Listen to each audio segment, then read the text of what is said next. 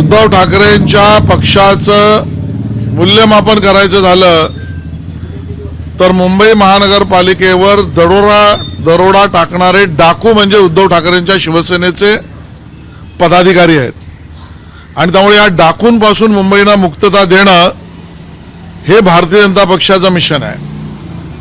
आम्ही पारदर्शक पद्धतीने त्याकडे चौकीदारी केली म्हणून या ठेवी राहिल्या आहेत। उद्धव ठाकरेंनी मुंबई महापालिका शेटजींसारखी चालवली। मी शेटजी यासाठी म्हणतो, कामं केली धनधानग्या शेटजींसाठी। मग ताजला कधी सूट द्या, कधी बिल्डरांना प्रीमियरमध्ये सूट द्या, कधी डिस्को पब बारवाल्यांना सूट द्या। ठेवी शेटजींसारख्या ठेकेदारांना परत करण्यासाठी दिलेल्या आहेत। काल स्वतः तेच म्हणाले की ठेकेदारांचे पैसे आहेत, म्हणजे आजही ठेकेदारांचे पैसे परत देण्यासाठी शेटजी उद्धव ठाकरे हे त्या ठिकाणी लक्ष देत आहेत आणि त्यामुळे त्यांच्या पक्षाने टाकलेला दरोडा आणि डाकू यांच्यापासून मुक्तता करणं यासाठी मुंबईकरांबरोबर भारतीय जनता पक्ष आहे। स्वतः उद्धव ठाकरेजींच्या पक्षाने केलेला वैचारिक स्वैराचार हा इतिहासात नोंदला जाईल असा आहे आणि म्हणून वैचारिक स्वैराचाराचं नृत्य म्हणजे उद्धव ठाकरेजींचं राजकीय जीवन आहे। मला व्यक्तिगत जायचं नव्हतं पण आमचे बापजादे त्यांनी काढले म्हणून हे आज बोलावं लागतंय की एक अपयशी नेता म्हणजे कोण, तो उद्धव ठाकरे। स्वतःच्या कुटुंबातील बंधू चुलत बंधू यांनाही एकत्र ठेवू शकले नाहीत, कौटुंबिक स्तरावर ते अपयशी झाले। स्वतःचा पक्ष एकत्रित ठेवू शकले नाहीत। गणेश नाईक ते नारायण राणे सगळे त्यांच्यावर आरोप करून बाहेर पडले। स्वतःचा कुटुंब, स्वतःचा पक्ष, त्यानंतर स्वतःचं सरकार तेही ते एकत्र ठेवू शकले नाहीत। स्वतःचे मंत्रीच त्यांच्यावर अविश्वास ठेवून बाहेर पडले आणि त्यामुळे अशा एका अपयशी माणसाच्या बोलण्याला महत्त्व तरी किती द्यायचं। आणि म्हणून मुंबईकरांनी ओळखलंय की या दरोडेखोर डाकूंपासून केवळ एकच आकडा मी देतोय, गेल्या 25 वर्षामध्ये केवळ रस्त्यावर या दरोडेखोरांनी 22,000 कोटी रुपये खर्च केले। ते काय स्वतःच्या घरून आणले होते? मुंबई महापालिकेच्या अर्थसंकल्पाला एवढा मोठा दरोडा टाकला पण आणि सेवाही दिल्या नाहीत आणि शेटजींसारखं काम केलं।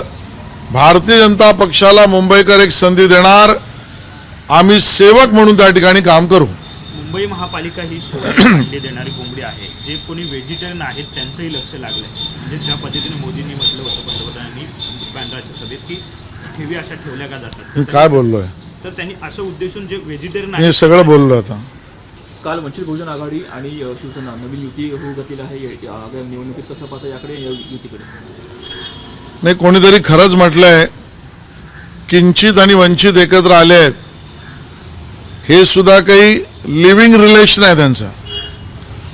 आमच्या भीतीपोटी त्यांची पळापळ होते हे स्पष्ट दिसतंय। म्हणून कधी उद्धव ठाकरे मराठी मुस्लिमांच्या मागे लागतात, मग कधी वंचितच्या मागे लागतात आणि म्हणून आमच्या भीतीने होणारी पळापळ म्हणजे किंचित आणि वंचित यांची असलेली ही आघाडी आहे। राज्यपाल भगतसिंग कोश्यारी यांनी पदमुक्त करावयाचे पत्र लिहिले नरेंद्र मोदींना। उद्धव ठाकरे म्हणतात त्यांना हटवून द्या, पदमुक्त नाही। मी काढला होता ना मोर्चा, त्यांनी काय झालं? केली होती ना आंदोलनं, कोणी जनतेने पाठिंबाच दिला नाही आणि त्यामुळे एका संवेदनशील मनाचं प्रतिनिधित्व स्वतः राज्यपालांनी केलंय। ते आज स्वतःच जाऊ इच्छितात म्हटल्यावर त्याच्यावर क्रेडिट घेण्याचा धंदा म्हणजे उद्धव ठाकरेंचं वाक्य आहे। मुंबईतल्या प्रदूषणाबाबत तुम्ही एक पत्र जे आहे ते उपमुख्यमंत्र्यांना लिहिलेलं आहे, काय तुमचं म्हणणं आहे? नाही, मुंबईच्या प्रदूषणाबद्दल मुंबईकर चिंतित आहे, विशेषतः लहान मुलं आणि वरिष्ठ नागरिक यांना त्याचा जोरदार फटका बसतोय। या सगळ्यावर राज्य सरकारला मी पत्र लिहिलं, कारण महापालिका त्यावर काहीतरी करेल या अपेक्षेने आम्ही वाट पाहिली। पण आज राज्य सरकारला मी विनंती केली आहे, खरं तर या प्रदूषणामध्ये जे माध्यमांमध्ये येत आहे आणि जी माहिती समोर येते त्यातनं लक्षात येतं की सर्वात जास्त हे बांधकाम व्यावसायिकांनी उडवलेल्या धूळ जास्त आहे आणि याचं कारण पण आहे की 2-1.5 वर्षामध्ये प्रीमियममध्ये सूट बिल्डरांना दिली, स्टॅम्प ड्युटीमध्ये सूट दिली, यातना मोठ्या प्रमाणामध्ये बांधकाम व्यावसायिकांनी बांधकाम बाहेर काढलं. करोना संपल्यावर आता लगेच एकदम सगळं बांधकाम सुरू झाल्यामुळे प्रदूषण मोठ्या प्रमाणात होत आहे. त्यामुळे बांधकामांच्या कामावर त्या ठिकाणी योग्य पद्धतीने मर्यादा आणणं आवश्यक आहे. काही ठिकाणी धूळ उडते, तिकडे रस्ते धुणं किंवा त्या पद्धतीची आवश्यकता आहे. एअर क्वालिटी मॉनिटर करण्यासाठी एक समिती नेमण्याची आवश्यकता आहे. आणि अशा सगळ्या पद्धतीच्या सूचना मुंबईकरांच्या हितासाठीच्या आम्ही त्या ठिकाणी दिलेल्या आहेत. काल ज्या पद्धतीनं भाषण षण्मुखानंदमध्ये झाली तेव्हा मुख्यमंत्री दावोस दौऱ्यावरती तेव्हा गेले होते, त्याची खिल्ली जी आहे ती कुठेतरी उडवण्यात आली. जी परदेशी लोक त्यांना भेटली त्याच्यावरती भाष्य जे आहेत संजय राऊतांनी खिल्ली उडवली की मुख्यमंत्र्यांना इंग्रजी येत नाही किंवा अशी खिल्ली उडवण्यात आली संजय राऊतांकडून. मुख्यमंत्र्यांना इंग्रजी येतं की नाही मला माहीत नाही, पण संजय राऊतांना येतं का? त्यांनी इंग्लिशमध्ये एखादं वाक्य बोलून दाखवावं, एखादं भाषण करून दाखवावं. आणि त्यामुळे स्वतःला जे जमत नाही त्याबद्दल दुसऱ्याला दिशादर्शन करणं हे काही बरोबर नाही. मी आज त्यांना हे विचारणार नाही उद्धवजी इंग्लिशमध्ये बोलू शकतात का, पण मुद्दा असा आहे की जे स्वप्नामध्ये बायडन आणि ख्रिश्चोवला भेटतात त्यांना सगळेच स्वप्नामध्ये दुसरे भेटत असतील असं वाटत असतं. दावोसमधल्या झालेल्या करारांमधले आकडे बघून यांचे डोळेही दिपले आणि बोबडी वळली आहे, म्हणून असं हास्यास्पद संजय राऊत बोलत आहे. मुंबई महापालिकेचे जवळजवळ 200 असे अधिकारी आहेत, ते आता कोरोनाच्या चौकशीसाठी म्हणजे त्यांची चौकशी जी आहे ती आता ACB कडून होणार आहे. करोनाची नाही, मी स्वतः माननीय उपमुख्यमंत्र्यांना पत्र लिहिलं आहे. आणि मुंबई महापालिकेत तेव्हापासून, हे काल परवापासूनचं नाही आहे, जेव्हापासून उद्धवजींच्या शिवसेनेचे दरोडे डाकू म्हणून महापालिकेवर पडत होते तेव्हापासूनचे हे अधिकारी आहेत. त्या सगळ्यांच्या अँटी करप्शनच्या इन्क्वायऱ्यांना परवानगी न देणं हे दरोडेखोरांना मदत करण्यासारखं आहे. आणि म्हणून त्याबद्दल माननीय मुख्यमंत्री आणि उपमुख्यमंत्र्यांना मी पत्र लिहिलं आहे की त्या सगळ्या बाबतीत सुद्धा मुंबईकर स्वच्छ पारदर्शी व्यवहारची अपेक्षा करतायत आणि त्यामुळे त्यांच्या इन्क्वायऱ्या झाल्या पाहिजेत.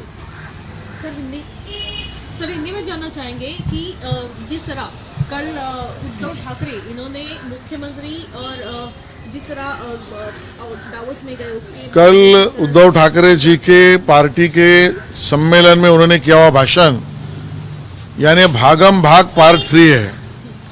ये हमारे डर से यहाँ वहाँ भाग रहे हैं, स्वयं ने कुछ करने का प्रयास नहीं किया. हम तो ये स्पष्ट करना चाहते हैं कि मुंबई महापालिका में जो फिक्स डिपॉजिट बचा है वो भारतीय जनता पार्टी ने चौकीदारी की, इसके कारण बचा है. 25 साल का उद्धव ठाकरे जी के शिवसेना का इतिहास अगर देखेंगे तो इनका वर्णन दरोडेखोर डाकू इस प्रकार से करना पड़ेगा ऐसा है. 25 साल से दरोड़ा डालना और डाकू जैसा काम करना ये उद्धव जी के शिवसेना ने काम किया है. एक ही आंकड़ा अगर मैं दूं, 25 सालों पर मुंबई के रोड की हालत खस्ता, लेकिन मुंबई के रास्तों के ऊपर 22,000 करोड़ रुपए खर्चा हुआ है. ये डाकू और ये दरोड़ापन ये उन्होंने किसके लिए किया? हमारा मानना है उद्धव जी ने महानगर पालिका शिवसेना की तरफ से जो चलाई वो शेठजी जैसे चलाई है. काम करना है तो धन दांडगे शेठजी लोगों का करो, ताज का पैसा माफ करो, बिल्डरों का पैसा माफ करो, रेस्टोरेंट वालों का पैसा माफ करो, दारू वालों का पैसा माफ करो, डिस्को वालों का पैसा माफ करो. ये शेठजी जैसा उन्होंने काम KIA. Bharatiya Janata party NDA ये सेवक इस नाते काम करेंगे और इनके दरोडेपन पे और डकैती को रोकेंगे, ये हमारा वहां पर प्रण है. प्रदूषण को लेकर आज आपने लेटर लिखा है, इस पर काफी कहीं 12 पॉइंट जो है वो उस पर आपने मेंशन किए हैं. ये सब डेवलपमेंट के ऊपर आपने जो है वो किया है. क्या उद्धव ठाकरे के बारे में भी आपने आरोप किया है? मुझे इसके ऊपर किसी के ऊपर आलोचना नहीं करनी, लेकिन अगर हम सही तरीके से एनालिसिस करेंगे तो दिखाई पड़ता है कि प्रदूषण को लेकर मुंबईकर चिंतित है. उसमें भी बच्चे और सीनियर सिटीजन्स को उसका मार ज़्यादा पड़ रहा है. और उसका एनालिसिस करते हैं तो समाज माध्यमों पर जो बातें आती है उसमें ये डस्ट जो है वो कंस्ट्रक्शन की डस्ट बहुत बड़ी पैमाने पर, ऐसा लोगों का मानना है. ये अचानक से एक साल में इतना कंस्ट्रक्शन डस्ट कैसे आया, तो 1.5-2 साल से जो उद्धव ठाकरे जी ने प्रीमियम में छूट, स्टैम्प ड्यूटी में छूट देकर बिल्डरों की सेवा की, वो सब कंस्ट्रक्शन साइट अब अचानक से एक ही साल में कंस्ट्रक्शन के लिए आई है और उसका परिणाम भी वहां पर है। और भी परिणाम के बिंदु है और उसके लिए रोड पानी से धोने की भी आवश्यकता है, कई जगह पर कंस्ट्रक्शन साइट को मर्यादाओं में परमिशन देने की भी आवश्यकता है, एयर क्वालिटी इंडेक्स मेंटेन करने के लिए कमेटी बनाने की आवश्यकता है। मालवनी, गोवंडी जैसे इलाके में विशिष्ट वर्ग के लोगों ने अभी भी वायरे को जलाना, बड़ी बड़ी चीज़ों को, टायर्स को जलाना, ये काम भी हो रहा है, उसको रोकने की भी आवश्यकता है। ऐसे सभी बातों का मैंने जिक्र करके सरकार को मैंने विनती की इस बातों पर कार्रवाई की जाए। सर कल जो उद्धव ठाकरे इनका भाषण हुआ उसके बाद संजय राउत इन्होंने आरोप किया है कि कश्मीरी पंडितों को लेकर मोदी सरकार ने जिस तरह वादे किए थे वो सारे वादे फेल हो चुके हैं, क्योंकि अभी भी कश्मीरी पंडित जो है वो जम्मू के रोड पर धरना दे रहे हैं और मोदी सरकार उनकी बात नहीं सुन रही। मोदी सरकार का मिशन कश्मीर फेल हुआ है। जिस कांग्रेस के साथ आप चल रहे हो संजय राउत जी, जिस कांग्रेस के बल पर आप खड़े हो, उस कांग्रेस के जमाने पर तो कश्मीरी पंडितों की दिन दहाड़े हत्या होती थी।